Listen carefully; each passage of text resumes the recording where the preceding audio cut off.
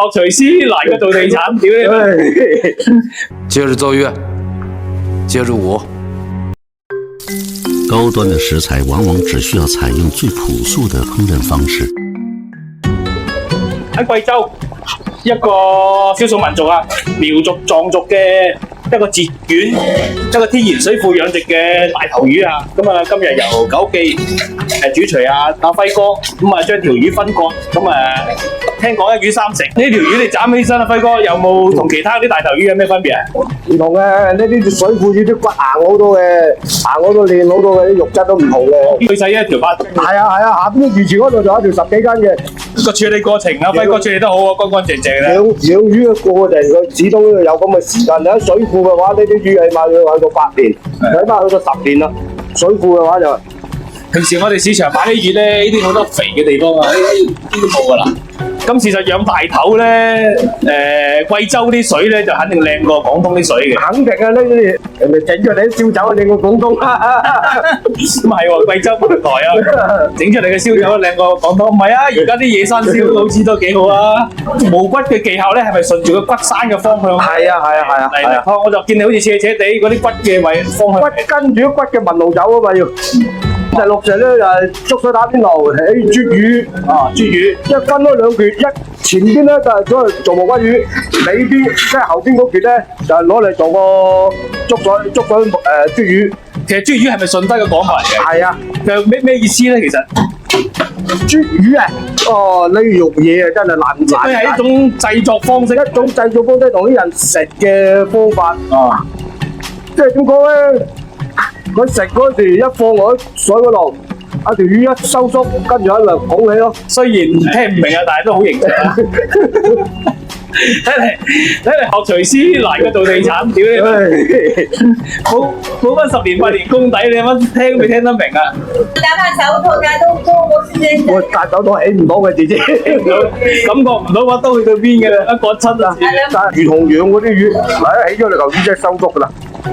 嚿魚真係彈翻埋，一部刀跟住一收刀。呢個係佢水庫魚嘅特點喎。係啊。如果正常塘養魚冇咁靚喎。係塘魚同水庫魚係唔同嘅。呢隻魚係咪養過槽過㗎？冇水庫嘅。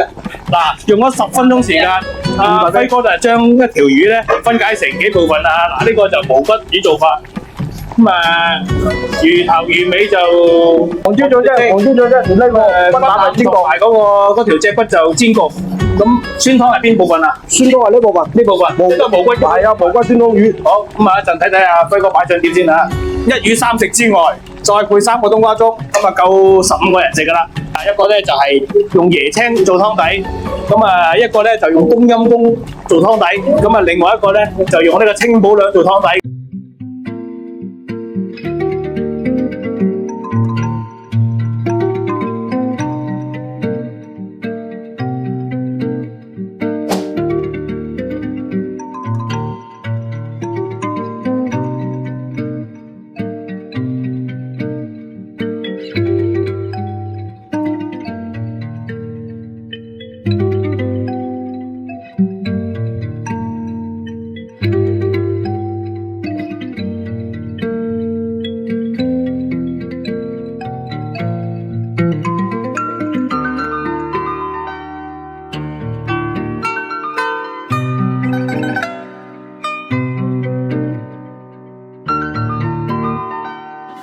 落酸湯啊！